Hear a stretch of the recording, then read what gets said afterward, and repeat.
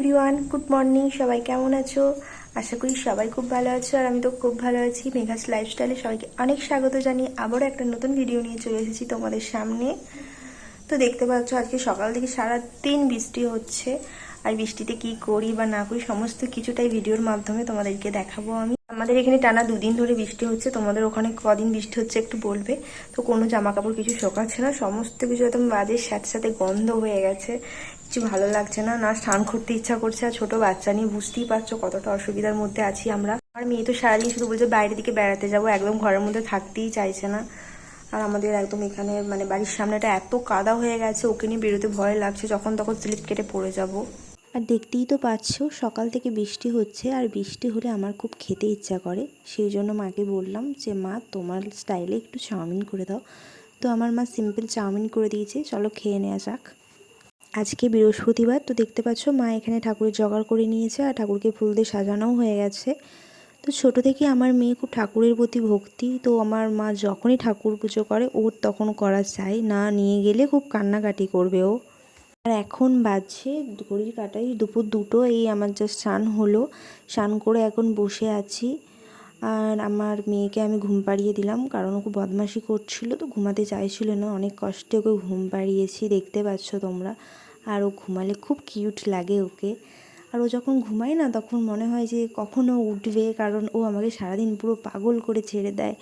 আমার ওর জন্য খুব মন খারাপ করে। আর ও যখন জেগে থাকে তখন মনে হয় কখন ঘুমাবে। তো এরকম হয় আমার সাথে। দেখতে পাচ্ছ মা এখানে মেয়ের সমস্ত জামা কাপড় শুকাতে দিয়েছে, এখানে অর্ধেক আছে আর বাড়ির ভেতরে কিছু দিয়েছে। আর আজকে বৃষ্টির দিনে মা রান্না করেছে কুমড়ো ফুল দিয়ে বেসন বড়া, সেটাকে ঝালের মতো করেছে। আর এখানে হাঁসের ডিমের ঝোল করেছে আলু দিয়ে। চলো ভাত খেয়ে নিই, আর বেশি কথা বলবো না, কারণ এত খিদে পেয়েছে, এত বেলা হয়ে গেছে, আর মেয়েটা ঘুমাচ্ছে এখন। তো খেয়ে নিই চলো। আর হাঁস ডিম খেতে আমার ভালো লাগে, আর কার কার ভালো লাগে কমেন্ট করে জানিও, ঠিক আছে? দেখো খেতে খেতে একটু শুলাম, আর ঘুম থেকে উঠে দেখি বিকাল হয়ে গেছে, মানে আমি বিকালেতেই শুয়েছি বলতে পারো। দেখো এখানে বাচ্চারা পার্কে খেলছে, একটুক্ষণের জন্য জলটা থেমেছে, তো বাচ্চারা এখানে পার্কে খেলছে, আর মা বাবা ওখানে বসে আছে। দেখো কত সুন্দর লাগছে, তাই না? বৃষ্টি হওয়ার পর গাছের পাতাগুলো পুরো সবুজ হয়ে যায়, দেখতে খুব সুন্দর লাগে। আর আমার মেয়ে আজকে ঘুমিয়ে গেছে, ওকে একটু আগে মা বাইরের দিকে বেরিয়ে নিয়ে এলো। ওই আমার ভাই আছে না ননি, ওদের বাড়িতে ঘুরতে যাই, ও রোজই নিয়ে যেতে হয়। বললাম না দুপুরে মেয়েটা ঘুমায়নি, সেই জন্য বিকালে ঘুমিয়ে পড়েছে, তো একটু ঘুমাক মেয়েটা। ঘুম থেকে উঠলে তারপর ওকে খাওয়াবো। আজকে সারাদিন এত বদমাশি করেছে, কিছু খেতে চাইছিল না, যেটাই মুখে দিচ্ছি সেটাই বের করে ফেলে দিচ্ছিল। ও মাঝে মাঝে এরকম করে, কোনো দিন খেয়ে নেয়, কোনো দিন খায় না। বুঝতেই পারছো বাচ্চাদের মুডের ওপর সমস্ত কিছু নির্ভর করছে।